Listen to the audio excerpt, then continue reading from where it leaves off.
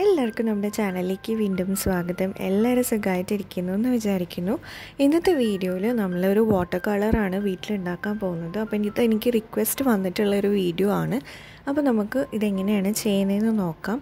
അപ്പം വാട്ടർ കളറിൻ്റെ ബോക്സ് ഉണ്ടാക്കാൻ വേണ്ടിയിട്ട് ഞാൻ ഇതുപോലെ ഒരു മസാലയുടെ ബോക്സാണ് എടുത്തിരിക്കുന്നത്. അപ്പോൾ വീട്ടിൽ നമ്മൾ മസാലപ്പൊടിയൊക്കെ മേടിക്കുമ്പോൾ കിട്ടുന്ന ബോക്സില്ലേ, അതാണ്.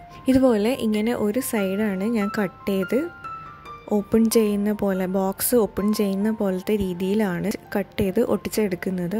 വീഡിയോയിൽ കാണുമ്പോൾ മനസ്സിലാവും.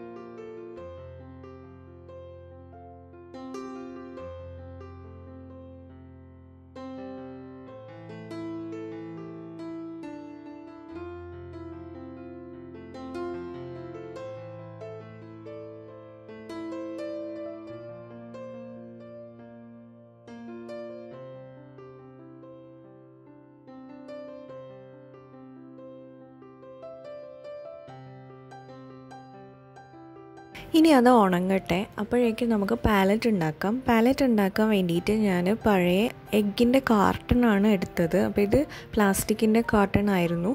ഇതില്ലാന്നുണ്ടെങ്കിൽ നിങ്ങൾക്ക് ബോട്ടിൽ ക്യാപ്പ് എടുക്കാം. അപ്പോൾ ഞാനിപ്പോൾ ഒരു 6 എണ്ണമാണ് കട്ട് ചെയ്ത് എടുക്കുന്നത്. അതായത് നമ്മുടെ ആ ബോക്സിൽ ഫിക്സ് ചെയ്യാൻ വേണ്ടിയിട്ടാണ്. അപ്പോൾ അതിൽ കണക്കാവുന്ന അത്രയും എടുക്കാം.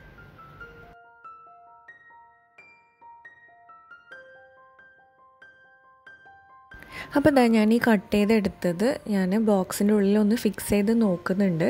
അപ്പം ബോക്സ് ഓക്കെയാണ്.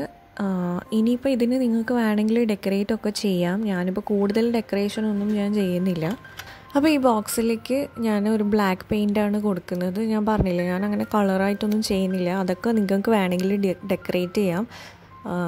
നമുക്ക് എന്താ പറയുക, പുറമേലൊന്നും അല്ലല്ലോ കാര്യം, നമുക്ക് ഉള്ളിൽ എന്താണോ അത് പെർഫെക്റ്റ് ആയിരിക്കണം എന്നല്ലേ ഉള്ളൂ. ജസ്റ്റ് ഒന്ന് ബ്ലാക്ക് ഇതിനെ കോട്ട് ചെയ്യാണ്, വേറെ ഒന്നും ചെയ്യുന്നില്ല. അപ്പോൾ നമുക്കിനി വാട്ടർ കളർ ഉണ്ടാക്കാം. അപ്പോൾ അതിന് വേണ്ടിയിട്ട് ഞാൻ പൗഡറാണ് എടുക്കുന്നത്. സിമ്പിളാണ് വാട്ടർ കളർ ഉണ്ടാക്കാൻ വേണ്ടിയിട്ട്. ജസ്റ്റ് വൈറ്റ് പൗഡർ എടുക്കുക. നമ്മളെ ഫേസ് പൗഡറില്ലേ, അതെടുക്കുക. അതല്ലാന്നുണ്ടെങ്കിൽ മൈദ എടുക്കാം, അല്ലാന്നുണ്ടെങ്കിൽ നമുക്ക് കോൺഫ്ലവർ ആയാലും മതി. അപ്പം ഈ 3 എണ്ണത്തിൽ ഏതെങ്കിലും ഒന്ന് എടുക്കുക.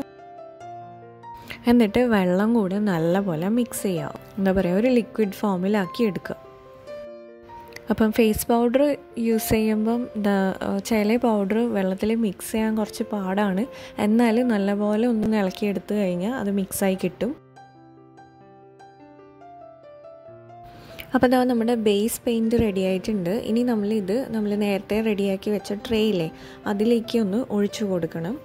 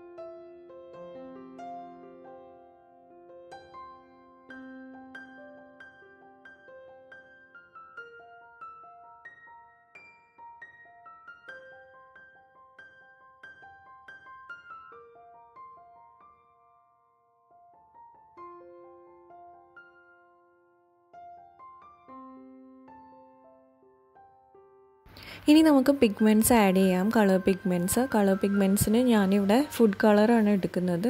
ഫുഡ് കളർ ഇല്ലെങ്കിൽ നമുക്ക് പഴയ സ്കെച്ച് പെന്നോ മാർക്കറോ അങ്ങനെ എന്തെങ്കിലും എടുത്താലും മതി. ഇപ്പം കളർ പിഗ്മെൻറ്റ്സ് ഒക്കെ എങ്ങനെയൊക്കെയാണ് കിട്ടുക എന്നുള്ളതൊക്കെ നിങ്ങൾക്ക് ഇപ്പോൾ അറിയുന്നുണ്ടാവും എന്നാണ് വിചാരിക്കുന്നത്. ഇനിയിപ്പോൾ അഥവാ അറിയുന്നില്ല എന്നുണ്ടെങ്കിൽ കുറേ നാൾ മുന്നേ ഒരു പെയിൻറ് ഉണ്ടാക്കുന്ന വീഡിയോ ചെയ്തിട്ടുണ്ടായിരുന്നു. അപ്പോൾ അതിൽ 5 രീതിയിൽ എങ്ങനെ കളർ പിഗ്മെൻറ്റ്സ് എടുക്കാം എന്നുള്ളത് കാണിച്ചിട്ടുണ്ട്. അപ്പോൾ അതൊന്ന് കണ്ടു നോക്കുക. അപ്പോൾ ഞാനിപ്പോൾ ബ്ലാക്കിന് വേണ്ടിയിട്ട് അക്രിലിക് പെയിൻറ്റ് തന്നെയാണ് എടുത്തത്. ബാക്കിയൊക്കെ മിക്കതും ഫുഡ് കളേഴ്സ് തന്നെയാണ് എടുത്തത്.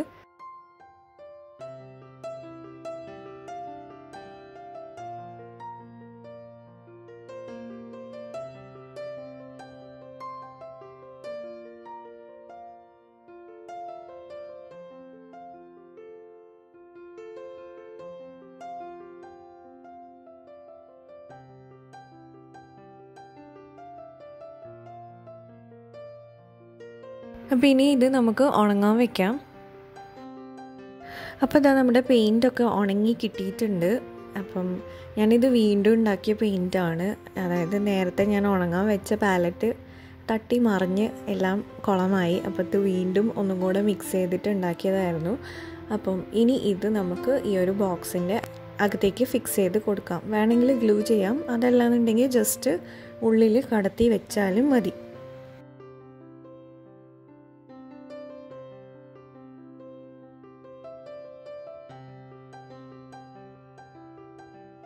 അപ്പോൾ ഇനി നമുക്ക് ഇത് വർക്ക് ചെയ്യുന്നുണ്ടോ എന്ന് നോക്കാം. അപ്പോൾ വർക്ക് ചെയ്യുന്നുണ്ടോ എന്ന് നോക്കാൻ വേണ്ടിയിട്ട് ഞാൻ കുറച്ച് വെള്ളം എടുത്തിട്ടുണ്ട്.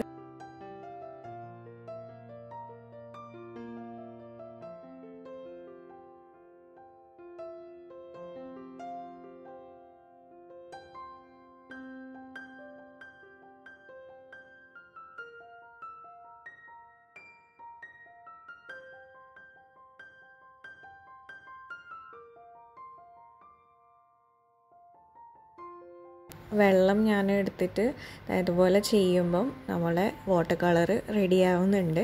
അപ്പം വയലറ്റ് കളറാണ് ഞാൻ ചെയ്തത്.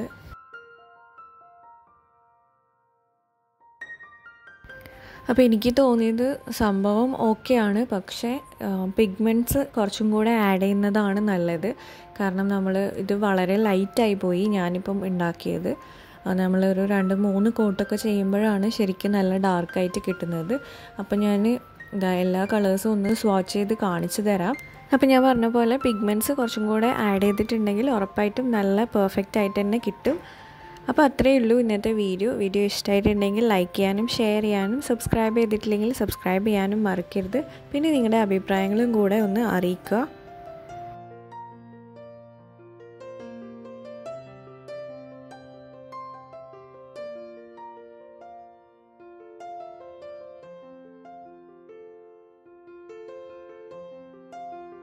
അപ്പോൾ നമുക്ക് അടുത്തൊരു വീഡിയോയിൽ കാണാം. അതുവരെ തരുന്ന സപ്പോർട്ടിനൊക്കെ ഒരുപാട് നന്ദിയുണ്ട്. Thank you so much.